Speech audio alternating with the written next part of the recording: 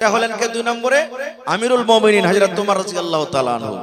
এক বাপ শেখায়ত নিয়ে গেছে, কেস করতে গেছে। আজকে আমরা কেস করতে যাই থানাতে, কোর্টে আমরা কেস করতে যাই, কিন্তু ওই জামানার কোর্ট আদালত যে বাদশা তার দরবারে চলে গেলেন। বাপ বুড়া মানুষ চলে গেছেন, যে বলছেন আমিরুল মুমিনিন ইনসাফ করে দেন। বাপ বলছেন, বলছে কি হয়েছে? বলছে আমার বেটা আমাকে কোড়ার বাড়ি, লাঠির বাড়ি কিংবা চাবুকের বাড়ি মেরেছে। বাপ বলছেন আমার বেটা আমাকে মেরেছে। কি কারণে মারলে? বলছে আমার বেটাকে জিজ্ঞাসা করেন। বলছে তোমার বেটাকে এনেছো? বলছে না। বলছে যাও তোমার বেটাকে নিয়ে আসবে। পরের দিন চলে গেলেন বাড়ি।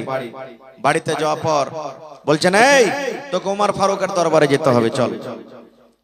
ই তো জানছে ছেলেটা, ওরে আল্লাহ, এর মানে আমার আব্বা ওমর ফারুকের দরবারে কেস করে এসেছে। যে রাগী মানুষ আজ তো আমার চামড়াকে উজড়ে নিবে।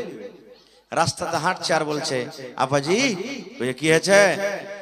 ঘুরে চলেন, ভুল হয়ে গেছে, মেরে দিচ্ছে, আর মারবো না। খুব বাপ তো ময়না ফুলের এত করে তুই লাইনে এসেছিস রে সালা বেটা, সালা মেরে দিয়ে রেখে তুই নখরা করছিস, চল তুই ওখানে, তোকে ওখানেই তোর যা হবে হবে। চলে গেলেন হযরত ওমর ফারুক রাদিয়াল্লাহু তাআলা আনহু। এবার ওই ছেলেটাকে বলে না যে তুই কেনে মেরেছিস। কি বলছেন? রে আল্লাহর বান্দা, وَقَضَى رَبُّكَ أَلَّا تَعْبُدُوا إِلَّا إِيَّاهُ وَبِالْوَالِدَيْنِ إِحْسَانًا। এরে আল্লাহর বান্দা, হে যুবক, এই নওজওয়ান, তুমি কি আল্লাহর কিতাব কোরআন পড়নি? আল্লাহ রাব্বুল আলামিন কোরআনে বলেন, আল্লাহ এই ফয়সালা করে দিয়েছেন তোমরা মা বাবার সাথে ভালো ব্যবহার করো, মা বাবার সাথে তোমরা হোসনে সলুক করো। আল্লাহ রাব্বুল আলামিন ফয়সালা করে দিয়েছেন তোমরা মা বাবার তোমরা সেবা করো। ওয়া কাযা রাব্বুকা আল্লা তা'বুদু ইল্লা ইয়াহু ওয়া বিল ওয়ালিদাইনি ইহসানা। একমাত্র তোমরা আল্লাহর পূজা করো, একমাত্র তোমরা আল্লাহর ইবাদত করো। আল্লাহ ছাড়া অন্য কোনো মানুষের, অন্য কোনো জিনিসের পূজা করিও না, এবং মা বাবার সাথে তোমরা ভালো ব্যবহার করো। তারপরে আল্লাহ রাব্বুল আলামিন বলেন, ইম্মা ইয়াবলুগান্না ইন্নাকাল কিবার আহাদুহুমা আও কিলাহুমা ফালা তাকুল লাহুমা উফফিন ওয়ালা তানহারহুমা ওয়া কুল লাহুমা কাওলান কারীমা। হযরত ওমর বলেন, আরে যুবক, তুমি আল্লাহর কিতাব কোরআন কি পড়নি রে বান্দা? আল্লাহ রাব্বুল আলামিন বলেন, তোমার মা বাপ দুজন কিংবা একজন যখন বুড়া হয়ে যাবে, তোমার মা কিংবা বাপ যখন বয়স প্রাপ্ত হয়ে যাবে, যখন খাটা খোটা করতে পারবে না, ওই টাইমে ওই সময়তে তোমরা মা বাবাকে নরম করে কথা বলবে রে, চোখ গরম করে কথা বলবে না, তোমরা ধমক দিয়ে দিয়ে কথা বলবে না, রাগ করে করে তোমরা কথা বলবে না। মা বাবার সাথে যখনই কথা বলবে, আল্লাহ শিখিয়ে দিচ্ছেন বান্দারে কাওলান কারীমা, নরম করে মিষ্টি ভাবে তোমরা মা বাবার সাথে কথা বলবে। যেমন করে কথা বলবে, যদি আপনার মা, যদি আপনার আব্বা আপনাকে বলেন, আব্দুল্লাহ রে, এ আব্দুর রহমান, এ জায়েদ বাকার আলী, শুন, এ বেটা চলে যা মানঝালি মার্কেটে, চক চলে যাই রে বেটা, আমার দুটা মিষ্টি খাওয়ার মন হয়েছে, ধন রে দুটা মিষ্টি গেল তুই আমাকে এনে দি। বাপ যদি বলে, বেটা রে এই ঠান্ডার সময় আমার একটা জ্যাকেট না রে ধন, একটা সুন্দর একটা আমাকে জ্যাকেট দিয়ে দি। মা যদি বলে, বেটা রে পায়ে আমার ঠান্ডা লাগছে রে ধন, তুই আমাকে এক জোড়া মুঞ্জা গালা নিয়ে এসে দে। আল্লাহ বলছেন, বান্দা রে, যদি তোমার টাকা থাকে তুমি টাকা দিয়ে মা বাপকে তোমার আশাকে পুরা করে দাও, আর যদি তোমার পকেট খালি না থাকে, তুমি যদি যেতে না পারো, ওই টাইমে মাকে ধমক দিয়ে বলিও না, মা বাপকে তুমি কড়া করে বলিও না, পারবো না দিতে, কেন তুই আমার কাছে চাবি। আল্লাহ বলছেন, বান্দারে তোমার মাকে তোমার আব্বাকে তুমি আদর করে বলো, মাগি, এ আমার মা দরদিনী মা, আমার আব্বা জান আজকে আমার একটু কাজ আছে, আমি কালকে যাব, কিংবা আব্বাজি আমার পকেটে এখন টাকা নাই, আমি টাকার ব্যবস্থা করছি, টাকার ব্যবস্থা করে আমি আপনাকে আইনে দেব। আল্লাহ বলেন, এইভাবে নরম করে তুমি তোমার মা বাবার সাথে কথা বলো। তারপরে হায়রা তোমার বলছেন রে আল্লাহর বান্দা, মা বাবার জন্য দোয়া করতে হয়, মা বাবার জন্য দোয়া। ওরে আল্লাহ, আজকে আমাদের বয়স এত বড় হয়ে গেল, মা বাবার জন্য জীবনে দোয়া করতে জানি না। এই আমার মায়েরা খালারা, আপনারা মা বাবার জন্য দোয়া করবেন। কেমন করে দোয়া করবেন আল্লাহ শিখিয়ে দিয়েছেন বান্দারে। পড় পড়, রব্বির হামহুমা কামা রব্বায়ানি সগীরা। পড়েন রব্বির হামহুমা, জোরে পড়েন ভাই, রব্বির হামহুমা কামা রব্বায়ানি সগীরা। আয়াতটার মানে, এই দোয়াটার মানে আল্লাহ বলছেন, এ বান্দা তোরা মা বাবার জন্য দোয়া কর। কেমন করে দোয়া কর? রব্বির হামহুমা কামা রব্বায়ানি সগীরা। আল্লাহ জি আমার মা বাপ ছোটবেলাতে যেমন আমার পরে দয়া করেছেন, আমার পরে মায়া করেছেন, আল্লাহ অমনি ভাবে আমার মা বাবার পরে তুমি দয়া মায়া করো। নারে তাকবীর। আয়াতটা যেমনই পড়ে শুনেলেন, ছেলেটার চোখ দিয়ে ঝরঝর ঝরঝর করে পানি ঝরতে শুরু হয়েছে। আর বাপ সাইডে খাড়া হয়ে আছে। বাপ তখন মনে মনে বলছে, হ্যাঁ এখন তো ডর হয়েছে রে বেটা, তুই তো মেরে দিয়েছিস, বুঝা সুঝা করিসনি, এই দরবারে আইসা তোর চোখ দিয়ে পানি ঝরছে। বাপ তো জানে না যে কি কারণে চোখ দিয়ে পানি ঝরে। আরবি বুঝা মানুষ ওরা, আরবি ভাষা সব বুঝে নিলেন আল্লাহর কোরআনে কি বলছেন।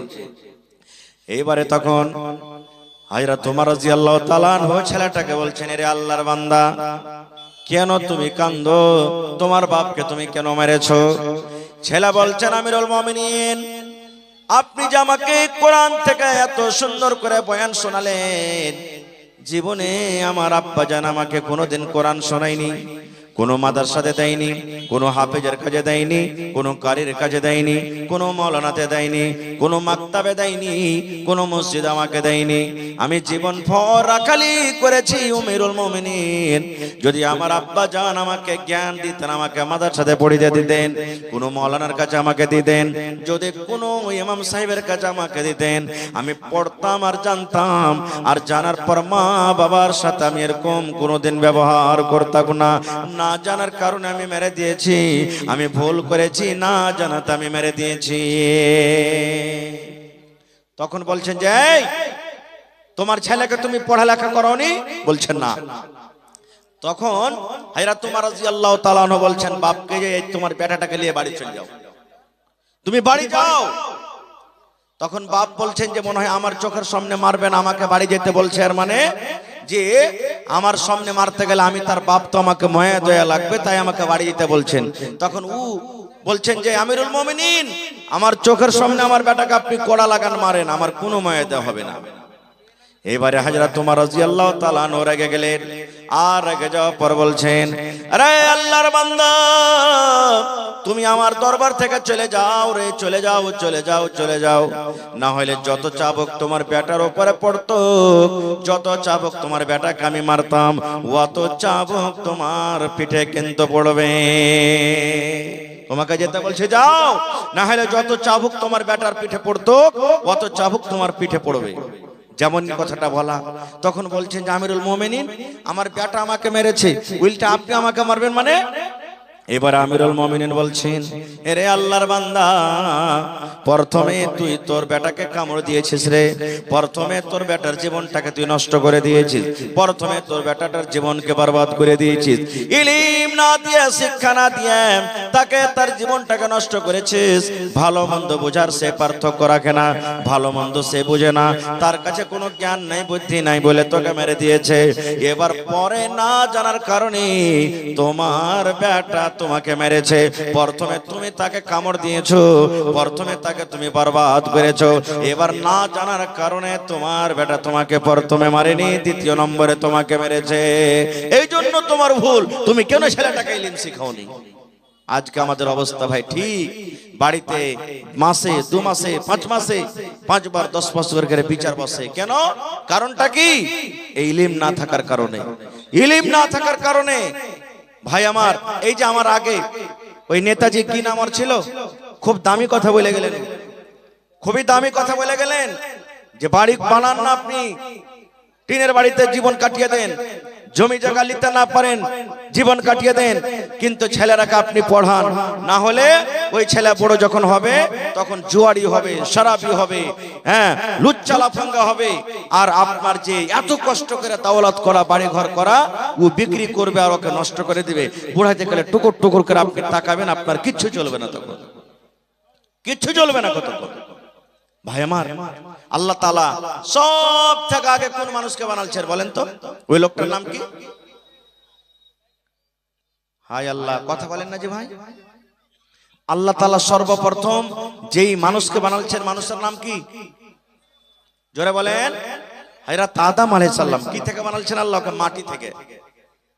মাটি থেকে বানালছেন। আর মাটি থেকে বানার পর সব কিছুর জ্ঞান বুদ্ধি আল্লাহ দিয়ে দিয়েছেন আদমকে। যা কিছু শিখার আল্লাহ কোরআনে বলছেন সব শিখিয়ে দিয়েছেন। এবার ফেরেশতা আর মানুষের মোকাবিলা শুরু হয়ে গেল। মোকাবিলা, ইন্টারভিউ শুরু হয়ে গেল। কে বেশি পারছে, পরীক্ষা শুরু হয়ে গেল। আল্লাহ রাব্বুল আলামিন ফেরেশতারাকে ডাক দিলেন। একদিকে ফেরেশতার জামাত, ফেরেশতার দল, একদিকে মাটির আদম একদিকে মাটির মানুষ আদম, আমাদের বাপ যিনি হলেন আবুল বাশার, গোটা পৃথিবীর মানুষের বাপ। আল্লাহ ফেরেশতারাকে বলেন, ফেরেশতারে এটার নাম কি রে ফেরেশতা? ফেরেশতা বলেন, আল্লাহ জানি না। এটার নাম কি জানি না, এটার নাম কি জানি না, এটার নাম কি জানি না, এটার নাম কি জানি না। ফেরেশতারা বললেন, আল্লাহ যতটুকু আমাদেরকে জানালছো আল্লাহ সেটুক জানি, বাকিটা আমরা বলতে পারবো না। এবার আল্লাহ রাব্বুল আলামিন আদমকে বলছেন, আদম তুমি বলো তো এটার নাম কি? পট করে বলে দেন, আল্লাহ এটা ম্যাক। মানে আমি বুঝার জন্য বলছি, এটা বলিয়েন না যে তখন ম্যাকই ছিল। আল্লাহ বলবেন এটার নাম কিনা তো বল, এটার নাম কিনা তো মোবাইল, এটার নাম কিনা তো আসমান, এটার নাম কিনা তো কেলার গাছ, এটার নাম কি জমিন। সব পট পট পট পট পট পট করে বলে দিলেন। ওরে সুবহানাল্লাহ। এবার যখন আদম নবী বলে দিলেন, আল্লাহ রাব্বুল আলামিন সমস্ত ফেরেশতারাকে বললেন, আদমকে তোমরা সাজদা করো। एगो आपाची गाड़ी जिसका नंबर है 5973 कहीं पर लगाया हुआ था लेकिन अभी नहीं मिल रहा है, इसलिए अगर कोई इधर उधर रखे हैं तो उसको दिखा दे। और जो लोग गाड़ी बाइक से आए हैं उससे बहुत ही मेहरबानी है कि जहां पर स्टैंड बनाया गया है वहीं पर रखे। अगर कहीं इधर उधर रखते हैं और चोरी हो जाते हैं तो उसका जिम्मेदार आप खुद हैं, इसलिए गाड़ी का स्टैंड जहां बनाया गया है आप वहीं पर टोकन लेकर के रखें। अगर इधर उधर रखते हैं और गाड़ी चोरी हो जाती है तो उसके जिम्मेदार खुद आप हैं। ভাই আমার দেখেন, নেকির কাজে এসে গুনার কাজ করছে ইলম না থাকার কারণে। আমি কাঠিয়ার গেছিলাম একটা প্রোগ্রামে, আফসোসের কথা বলছেন মাওলানা এতদিন তো বাজারে অন্য অন্য জায়গাতে চুরি হতো যে মাওলানা এখন মাটি দিতে যায় তা মানুষ চুরি করছে। আমি বলছি হাজি ভাই মাটি দিতে যায় কি চুরি করবে যে ভাই? কাফন নাকি? বলছে না, যে মাটি দিতে গেছে ওর পকেট থেকে পকেট মার হয়েছে। একটা লোক 40,000 কি 45,000 টাকা নিয়ে হসপিটাল যাচ্ছিল, কেউ আত্মীয় ছিল অপারেশন হলটে, ওকে নিয়ে আসতো। বলছে যে জানাজা হয়েছে একটু মাটিটা দিয়ে দিয়ে পরে যাব, দেখছে তো পকেটে টাকা নেই। আমি তখন বললাম হইতে পারে ওর টাকাটা পড়ে গেছে। বলছে না জি মাওলানা একজন আর পড়বে, পাড়ায় জানাজা তখন হয়ে গেছে, কার 1500, কার 2000, কার 500, কার কিছু এরকম ভাবে হারাইতে থাকছে, চুরি হয়ে থাকছে। হে আল্লাহ, মুসলমান কত আমরা পড়ে গেছি রে ভাই। যে কবরস্থানে যে আল্লাহর ডর, আল্লাহর ভয় না করে আমরা এখনো চুরি করছি। হযরত ওসমান গনি রাদিয়াল্লাহু তাআলা আনহু কবরকে যখন দেখতেন, কাইন্দে কাইন্দে কাইন্দে চোখ দিয়ে পানি ঝরে ঝরে সমস্ত দাড়ি ভিজে যেত, এত কাঁদতেন কবরকে দেখে। তখন একজন জিজ্ঞাসা করলেন, ওগো ওসমান, আল্লাহর নবী জাহান্নামের বয়ান করেন, জাহান্নামে এই আযাব আছে ওই আছে, জাহান্নাম দেখে তুমি অত কাঁদো না, জাহান্নামের কথা শুনে অত চোখে পানি দেখা যায় না, যত কান্দন তুমি কবরকে দেখে কাঁদছো, কারণটা কি? হযরত ওসমান রাদিয়াল্লাহু তাআলা আনহু কি বলেছিলেন শুনেন। হযরত ওসমান রাদিয়াল্লাহু তাআলা আনহু বলেছিলেন, আরে আল্লাহর নবীর সাহাবীরা, নবী বলেছেন মানুষের মৃত্যুর পর, মানুষের যখন মওত হয়ে যাবে, সর্বপ্রথম মানুষকে কবরের ভিতরে রেখে দেওয়া হবে রে। আর কবরে রেখে দেওয়ার পর আল্লাহর দুইজন ফেরেশতা তার কবরের ভিতরে আসবেন, তাকে উঠিয়ে বসিয়ে দিবেন। আর উঠিয়ে বসার পর তাকে তিনখানা প্রশ্ন করবে, আর বিজুবানে সওয়াল করা হবে, আর বিজুবানে আমাকে আপনাকে জবাব লাগবে। হযরত ওসমান বলেন, নবী বলেছেন কবরের পরীক্ষাতে যারা পাস করে যাবে কিয়ামতের দিন প্রত্যেক জায়গাতে পাস করে যাবে, আর কবরের পরীক্ষাতে যারা ফেল করে যাবে রে, কবরের পরীক্ষাতে যারা পার করতে পারবে না কিয়ামতের দিন প্রত্যেক জায়গাতে সে ফেল করে যাবে। যার গুনাহ খাতা মাফ, আল্লাহ রাব্বুল আলামিন আগেকার গুনাহ মাফ করে দিয়েছেন, পিছাকার গুনাহ মাফ করে দিয়েছেন। দুনিয়াতে যে সাহাবী জান্নাতের খুশখবরি পেয়েছেন, যে সাহাবী ইয়াত নবীর সামনে একদিন দান করেছেন, উট দিয়ে দিলেন নবীকে, নবী বললেন দান করো রে, ওসমান গনি উট দিয়ে দিলেন, ওসমান গনি ঘোড়া দিয়ে দিলেন, সোনা দিয়ে দিলেন, চাঁদি দিয়ে দিলেন। নবীজির চাঁদির টাকা গেলা এরকম ভাবে সোনার টাকা গেলা উছলাইছেন আর বলছেন ওসমান রে, আজ থেকে তুই যা করবি রে বাবা আল্লাহ তোর গুনাহ মাফ করে দিবে, আজ থেকে তোর গুনাহ মাফ, তোর গুনাহ মাফ, তুই এত আল্লাহর রাহে দান করেছিস আল্লাহ তোর গুনাহকে মাফ করে দিবেন। এরকম সাহাবীরা মুসলমান কবরে গিয়ে দেখেন, কবরকে দেখে এত কাঁদছে, কান্দে কান্দে কান্দে চোখের পানি ঝরে যায়। আহা হা, দেখেন মা খালার পেন্ডালটা ছোট হয়ে গেছে বলে তো মা খালা একটু সাইডে সাইড আপনারা বলছেন বহিনেরা, যারকে জায়গা হয় না একটু ওরাকে জায়গাটা দিন, একটু মেহেরবানি করে সেটা সেটা বসে। তো ভাই আমার, আমি বলছিলাম কি, আদম নবী যখন সব বলে দিলেন তখন আল্লাহ তাআলা বললেন যে সিজদা করো। কাকে? আদমকে। কারণ কি? আদম পড়িতে পারলেন, ইমতিহানে পাস হয়ে গেল, ফেরেশতারা পারলে না, আল্লাহ বলছেন মাটির আদমকে সিজদা করো, সব সিজদা করলেন ইল্লা ইবলিস। এই দেখেন ইবলিস কিন্তু সিজদা করলো না। ইবলিসটাকে জানেন? খুবই পড়ালেখা মানুষ, ইবলিসটা খুব পড়ালেখা মানুষ, এত পড়ালেখা যে কহার কথা নাই। জান্নাতে আল্লাহ তাআলা রেখেছিলেন তাকে, ইবলিসকে জান্নাতে রেখেছিলেন। অন্য অন্য কিতাবে আমি পড়েছি লিখেছে যে ওর নাম ছিল হারিস, ইবলিসের আগে নাম ছিল কি? হারিস, বা অন্য অন্য কিতাবে আরো কিছু নাম লিখছে।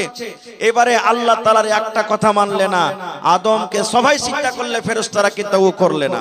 আল্লাহ তাআলা বলছেন যে এই তুই কেন সিজদা করবি না? তখন ও কি বলছে জানেন? আল্লাহ যে আদমকে আমি সিজদা করব না। আল্লাহ বলছেন কেন তুই সিজদা করবি না? এবার ইবলিস বলছেন আল্লাহ তুমি আমাকে আগুন থেকে বানালছো, আল্লাহ আগুন উপর দিকে লাফিয়ে লাফিয়ে উঠবে, আর মাটির আদমকে তুমি মাটি থেকে বানালছো, মাটি যত উপরে ফেলো আল্লাহ নাম দিকে এসে পড়বে। এই জন্য আমি হলাম বড়, আমি কোনোদিন মাটির আদমকে সাজদা করব না, আমি বড়। এই যে অহংকারী চলে এলো ভিতরে ঘামান্ডি। হ্যাঁ, এখন দেখবেন না একটা ধনী লোক যদি খালি থেকে যায় সবাই নেই কেউ কেউ, আর একটা গরিব লোক যদি খালি ওর মুখে মুখে যদি খালি তর্ক লাগিয়ে দেয়, মুখ সামিলা কথা কহা থথনা চিরে দিব, একটা দাঁত থাকবে না গোটা। বলে কি বলে না, আইল গরিব মানুষের আইল, ধনী মানুষের আইল পাঞ্জরে আছে। উপর দিক যখন যখন হাল ভেঙে ফসলে 4 আঙ্গুল 5 আঙ্গুল করে চপেজি থাকবে। গরিব লোকটা যদি খালি এসে কহে হ্যাঁ হে ভাই, আইলটা যদি লেকাটা সেটা নামিয়ে দিলে, হে ভাই লাঠি কাঁটা লিয়াই তবে, লাঠি কাঁটা লিয়াই, কত জমিদার হয়ে গেছে, 2 কাঠা জমি নিলে কত খুঁজছে। এই দেখেন আল্লাহ রাব্বুল আলামিন ঘামান্ডি দেখবে না, অহংকারী দেখবে না, দেখবে? জোরে বলেন।